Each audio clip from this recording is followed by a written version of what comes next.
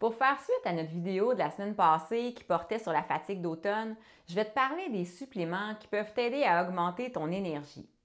Évidemment, ce que je te partage ici, c'est à titre informatif seulement. Je te recommande de consulter ton professionnel de la santé pour des conseils sur ta situation personnelle, mais je pense que c'est intéressant d'avoir des informations sur ce sujet-là. Dans cette vidéo, je vais te partager 10 suppléments naturels qui sont des compléments alimentaires et des plantes qui peuvent t'aider à retrouver une belle énergie. Moi, c'est Elise, je suis naturopathe et je t'aide à retrouver ton énergie pour de bon en 5 à 10 minutes seulement par jour, pratiquement sans effort. Je t'aide à adapter des habitudes de vie saines à ton quotidien plutôt que le contraire. Avant d'aller plus loin, n'oublie pas d'aimer la vidéo, de la commenter, de la partager et de t'abonner si ce n'est pas déjà fait pour être sûr de rien manquer de mon prochain contenu. Donc, avant de commencer, je veux juste préciser que la fatigue peut être due à plusieurs facteurs. Je t'invite d'ailleurs à regarder ma vidéo précédente pour avoir des conseils sur les changements que tu peux faire dans ton mode de vie pour améliorer ton énergie. Fait que si tu ne l'as pas déjà vu, je vais te mettre juste ici puis dans la description. Donc, une fois que tu as écarté les autres causes potentielles à ta fatigue puis que tu as fait ce qu'il faut au niveau de tes habitudes de vie, des fois, c'est bon d'avoir un petit coup de pouce de la part des suppléments. Mon premier supplément que je te propose, c'est le magnésium. Le magnésium est essentiel pour la production d'énergie dans nos cellules.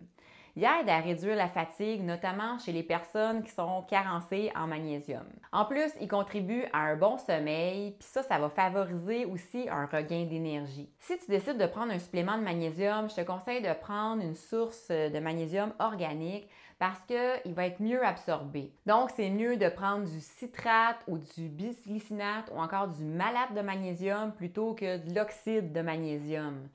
Parce que les minéraux organiques sont ce qui convient le plus au corps humain. Si tu prends du citrate, ça se peut que tu aies un léger effet laxatif, mais ça dépend des personnes. La quantité recommandée par jour de magnésium pour les femmes de 35 à 50 ans, c'est de 320 mg par jour. Mon deuxième supplément que je te propose, c'est la coenzyme Q10. Ça, c'est un antioxydant naturel qui est présent dans les mitochondries, donc dans les cellules, et puis ça aide les cellules à produire de l'énergie. Ça peut être particulièrement utile chez les personnes qui sont plus âgées parce que la production de la coenzyme Q10 diminue avec l'âge. Pour les femmes de 35 à 50 ans, on suggère 100 à 200 mg par jour selon les besoins spécifiques, bien sûr. Mon troisième supplément, c'est les vitamines du groupe B, particulièrement la vitamine B12. Les vitamines B, en particulier la vitamine B12 et la B6, sont cruciales pour le métabolisme énergétique. Elles soutiennent le système nerveux puis favorisent la production d'énergie. Le complexe de vitamine B est souvent recommandé pour une action en synergie parce que les vitamines B agissent ensemble pour renforcer leurs effets sur le métabolisme énergétique et sur la santé du système nerveux. Pour ce qui est de la vitamine B12 particulièrement, on recommande une dose de 2,4 microgrammes par jour. Puis pour le complexe B, il n'y a pas de recommandation unique parce que les variations peuvent varier selon les vitamines. Par exemple, on parle de 1,1 mg pour la B6 et 400 microgrammes pour le folate. Donc, si tu veux, tu peux prendre carrément un complément qui a toute la vitamine B complexe et tu as juste à suivre les instructions qui sont sur l'étiquette. Ensuite, mon quatrième supplément que je te propose, c'est la vitamine D. La vitamine D est souvent négligée, mais pourtant est super importante pour le métabolisme énergétique.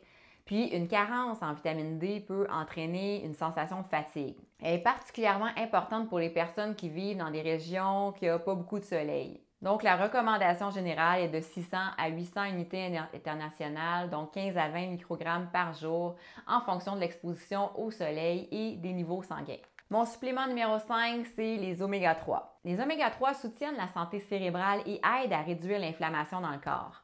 En réduisant l'inflammation, les oméga 3 contribuent à une meilleure circulation sanguine puis à un fonctionnement cellulaire optimal. Puis ça peut aider à augmenter l'énergie puis la clarté mentale aussi. On suggère de 250 à 500 mg d'oméga 3 par jour. Maintenant, pour ce qui est des plantes, mon sixième supplément que je te propose, c'est le ginseng. Le ginseng, c'est un tonifiant. C'est une plante qui est adaptogène reconnue pour augmenter l'énergie physique et mentale.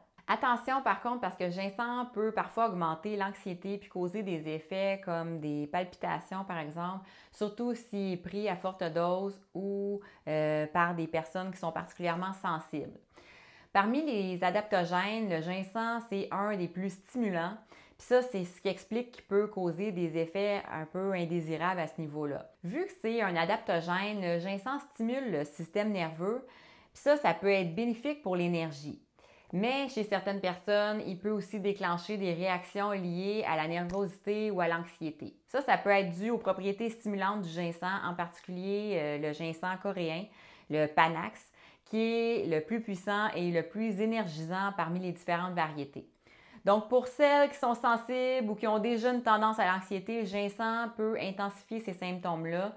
Donc, c'est mieux de choisir une des 2 autres plantes que je vais te présenter. Mais si tu n'as pas de problème d'anxiété, tu peux toujours l'essayer. C'est recommandé de prendre 200 à 400 mg d'extrait standardisé par jour. Mon 7e complément, c'est l'ashwagandha. Ça, c'est une plante qui est adaptogène aussi, puis elle est idéale pour celles qui souffrent de fatigue liée au stress. Elle aide le corps à s'adapter aux situations de stress, puis à rétablir l'énergie en régulant les niveaux de cortisol. C'est un adaptogène qui est plus apaisant, puis qui est souvent utilisé pour calmer le stress puis favoriser un sommeil réparateur. C'est recommandé de prendre 300 à 600 mg d'extrait standardisé par jour. Mon 8e complément, c'est la rhodiola. La rhodiola, c'est une autre plante adaptogène qui améliore la résistance au stress puis stimule l'endurance physique. Elle est souvent recommandée pour lutter contre la fatigue mentale puis améliorer la concentration. Donc, elle améliore, comme je t'ai dit, la concentration, la résistance physique, la résistance mentale, tout en ayant un effet modéré sur la stimulation. C'est recommandé de prendre 200 à 400 mg d'extrait standardisé par jour.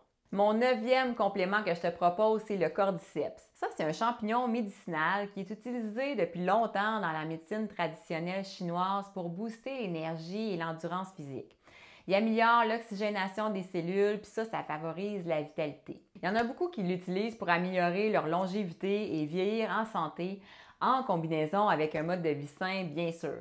C'est recommandé de prendre 1 à 3 g d'extrait de champignons entiers par jour. Mon 10e complément, c'est l'échinacée.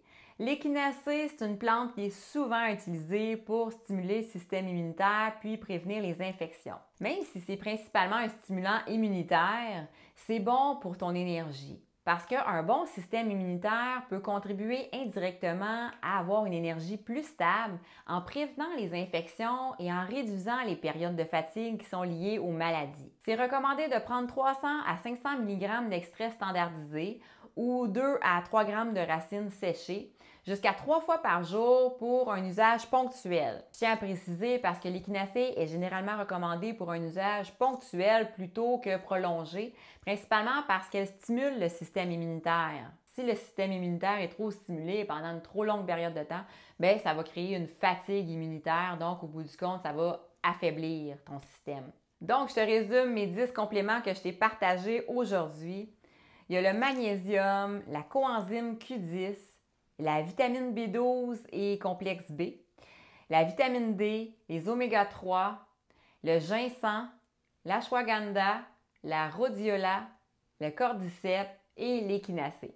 C'est important de bien lire les étiquettes, de suivre les indications et de porter une attention particulière aux contre-indications. Consulte aussi ton professionnel de la santé avant d'utiliser un produit de santé naturelle, particulièrement si tu prends des médicaments pour éviter toute interaction indésirable. Chaque personne est différente, donc c'est important de voir ce qui te convient à ta situation personnelle parce que les besoins peuvent varier selon les conditions de santé, le mode de vie et d'autres facteurs. Si tu as apprécié ce que je t'ai partagé aujourd'hui, n'oublie pas d'aimer, commenter, partager et de t'abonner si ce n'est pas déjà fait. En terminant, je t'invite à télécharger mon e-book gratuit Habitudes pour améliorer ta santé instantanément. C'est des trucs que tu peux mettre en application dès aujourd'hui et ça va t'aider à améliorer considérablement ta santé. Donc, clique sur le lien dans la description puis tu vas le recevoir gratuitement dans ta boîte courriel.